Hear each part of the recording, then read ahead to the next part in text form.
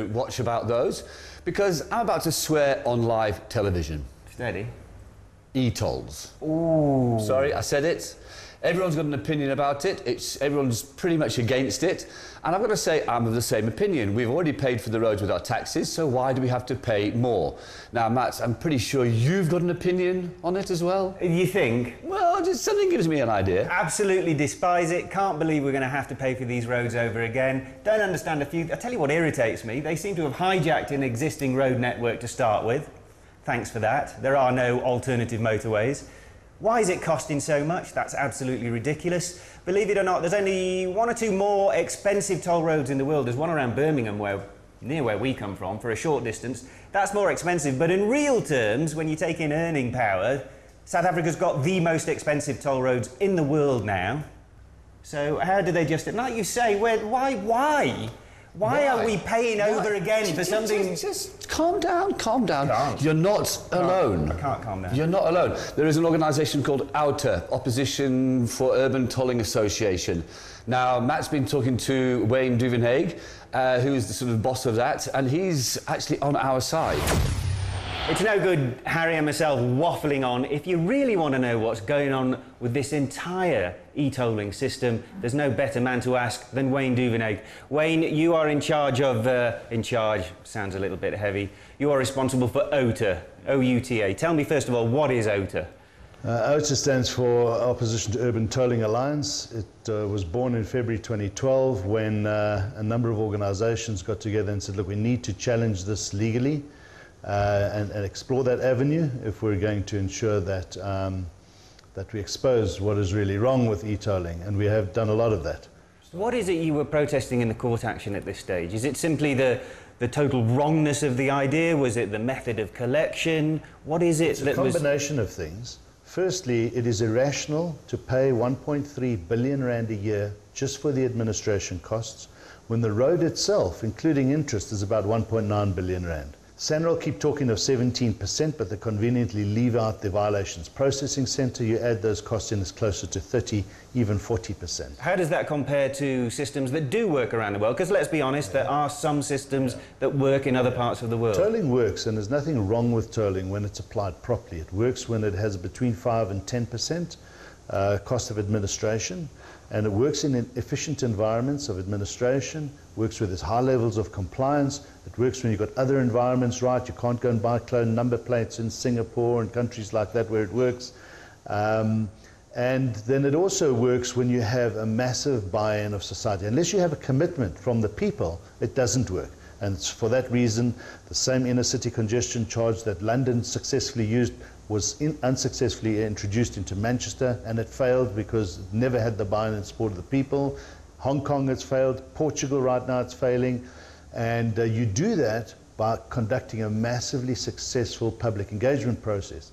And that's our second element, where we say to government, or where we say to the courts, what SANRAL did in that space was despicable. It was an absolute insult to society for them to place one advert in 6 newspapers, and they hid some of those adverts in the international business section of those newspapers, to which, and by the way, they were very ambiguous adverts, to which they only got 28 responses. And we are a region of 3.5 million motorists, and then they ticked the box and said, no, we've engaged. Wayne, SANRAL would maintain that there is actually buy-in. They're quoting figures of nearly 1 million, I think, now, e-tags that have supposedly been bought.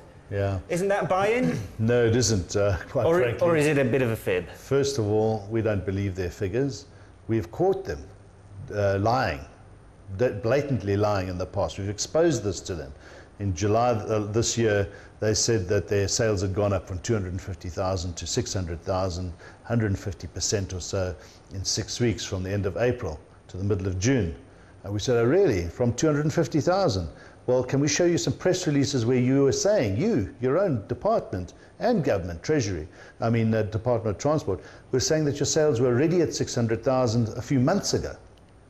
Oh, dead silence. No response, no apologies, nothing, lying. So what we did, the e-tolling is now launched, 5-6 days into it. You would expect, here's our one assumption, if you've bought a tag, you'd put it to your car if you're driving on the freeway. You wouldn't buy it and just leave it at home. You're being charged now. So we've stood at off-ramps counting in various places, doing some random sampling, numbers of cars coming off, stopping at the traffic lights, very easy to see the tags. And we have seen less than 20%. This system obviously requires a certain number of people, if not to buy the e-tags, then at least to pay their bills on time. What is that sort of buy-in figure? Do we need to see 90% of people, 95% of people? You know, look, let's face it, tolling is a situation where you can't have some people paying and others not. Explain that. For it to work, look, if you go down to Durban and you come to toll booths, everyone pays 100%. They just don't lift the boom. But what you can't have in tolling is 80% of people paying, knowing that 20% aren't. Because those 80% become 79, become 78, it spirals downwards, because the 20% share their examples of how to circumvent the system. It's wrong, but we live in an environment where this type of non-compliance happens, just in the norm. Now when you try and slap on top of society something that is unjust, you give society a reason not to comply. You give society an excuse to say, get lost. Are you recommending civil disobedience? And then I suppose the next question, Wayne, is that civil disobedience going to turn us all into criminals? No, what we're recommending this is that it is not unlawful to not pay, because we believe the system has been introduced unlawfully. The public engagement process that is required by law failed. Now, ARTA's got a massive amount of the collateral challenge information that will be brought into this defensive case. It's sitting there, it needs to be prepared for that eventual first test case, one test case, and we will be there to assist if we get enough people to help us pay for that legal bill. So how do we, as your average motorist and your average biker, how do we help out then? Well, it's easy. You go to the arta.co.za website. There's a clear big space, contribute here. You go on there, and it's very easy. There's a number as well. It's going to be one test case, though, isn't it, Wayne? So it's not a fact that everyone's going to be able to ring up and say, "Oi, I need a lawyer now because I've got a bill." Yeah, no. Look, I mean, the first case will set the precedent. So we believe that that case has to be fought well, has to be argued well, and we can't allow that case to be lost because the legal process or the legal team never had the facts, never had a good argument to give, and we've got a massively good argument to give. If we fight it and we succeed, what are we going to do instead? How are we going to collect any monies? Because we do have to pay for our roads. Look, we know that. No infrastructure falls out the sky. Society pays. All we have said to the government is in your policy you have the fuel levy. We have built highways for years with it. It is the most equitable user pays mechanism. In other words, the more you drive, the more you contribute to the fuel levy. Add 9 cents to the fuel levy. 9 cents added back in 2006. By today, with the 5.7 billion the Treasury gave last year, we would have paid for the capital cost. And their only argument is, well, why should anybody else pay for Gauteng's roads? And we have to keep reminding them, these are South Africa's roads. They're not Gauteng's roads. The economy of this country is driven through this small network of highways. Give this province its highways it needs, because it gets people to and from work quicker, goods to and from markets quickly. The productivity of the nation depends on what happens in Gauteng, at least largely to a large extent. Their argument is, I'm actually dumbfounded by their strategy here. Dumbfounded is very polite. We all want to resist, don't we? Don't lose your spine. ota.co.za. Spend some money. Welcome back. Before the break, we were speaking to Wayne from OTA, and he was raising some very interesting points about this new e-tolling saga. The first of which was the consultation process itself. The government is obliged to speak to us, the motorists, of which there are a good 3 million plus of us on the roads of Gauteng, and they got 26 replies. So not very consultative, was it really? Impressive. No. And the other thing is as well, it's the admin fee. Now, as Wayne said, it needs to be between 5 and 10% to make this thing work. Sanral are quoting 17%, but actually in reality it's about 25 to 30%, just in admin. Yes, now, and you wonder why, because... Well, it's all the foreign companies, interestingly, who apparently have links to the arms... The arms deal, there's an Austrian company involved. Why have we got a foreign company involved? Why is there any money going overseas? It couldn't possibly get... You don't think, be due to the fact that people can get their hands in the till? No. Because we don't have a corrupt government here in South Africa, Not at all. do we? No, they're fair and above board. No. And the other thing as well, I mean, if we look at Sanral's figures, they've got to pay back 36 billion in 7 years just for the loan. Now, to do that, they've got to increase the fees by 30% every year. And start probably tolling more of our roads. Exactly. It's not going to stop here, no, is it? completely not. Well, what I'm interested in is how on earth are they actually going to collect the money from us if we're not quick enough in paying? And am I going to be a criminal if I don't pay the tolls? Well, Harry's been speaking to a man who is trying to find an answer to exactly that question. OK, so we've heard from Wayne Duvenhage about the outer campaign. Now we're going to talk to Howard Dombowski. Now, he's coming from this from a clarity point of view, should we say. You want to know what's going to happen when you're prosecuted for not paying the fines. So what processes are you going to go through to do this? What we require from the National Prosecuting Authority, the Department of Justice, the Department of Transport and SANRAL is clarity with respect to how people are going to be prosecuted for these alleged offences. Okay, they've come out with a whole lot of speculative arguments and nonsense with respect to you have a 7-day grace period. If you don't pay within 7 days, then they will enter a debt collection process, and only after they've got to the end of that will they end up prosecuting you. And then they say that they're going to prosecute you under the Criminal Procedure Act in violation of the ARTA Act, which applies in Johannesburg and Tshwane with respect to road traffic offences. So we've asked them for clarity on that. We've been given the middle finger.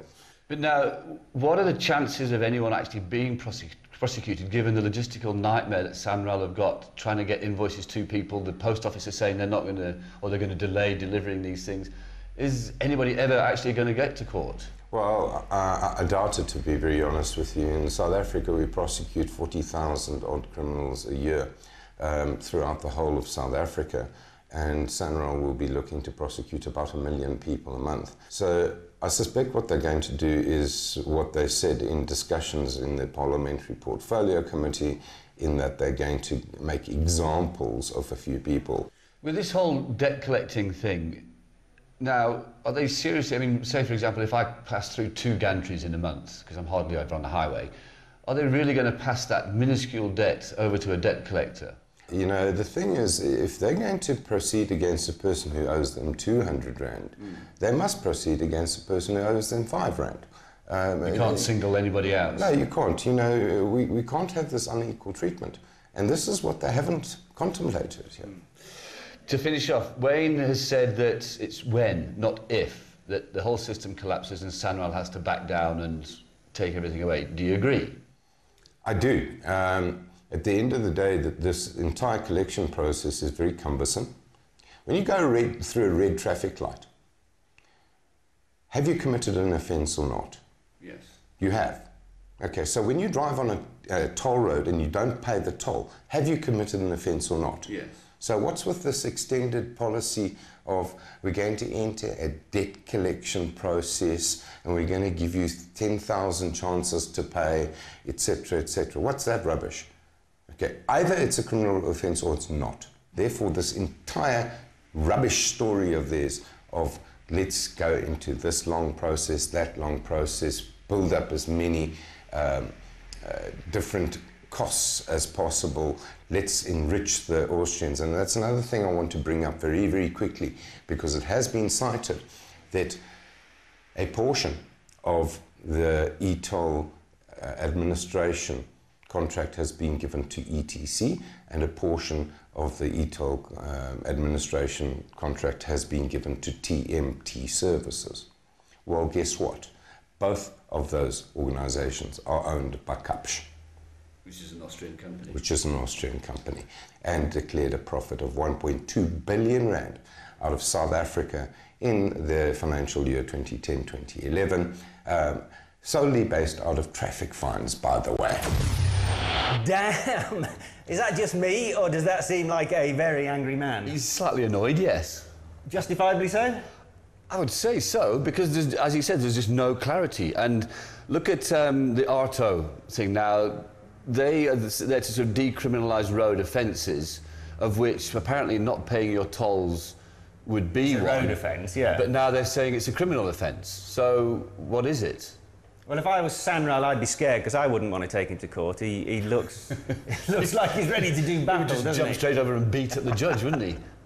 Well, what are you going to do, Harry? I think we... Actually, before I get to what you're going to do, there's one final thing. We are, after all, a motorcycle show.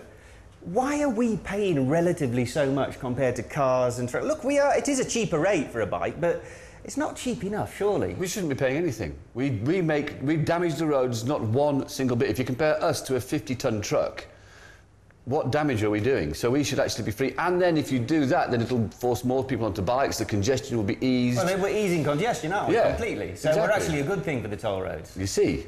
So the question is, Harry, civil disobedience. I mean, what are we going to tell our... We're a responsible show, obviously. What are you going to do? I am not going to get an e-tag, and I'm not going to pay my fines. Or the tolls, rather. I'm not going to do it.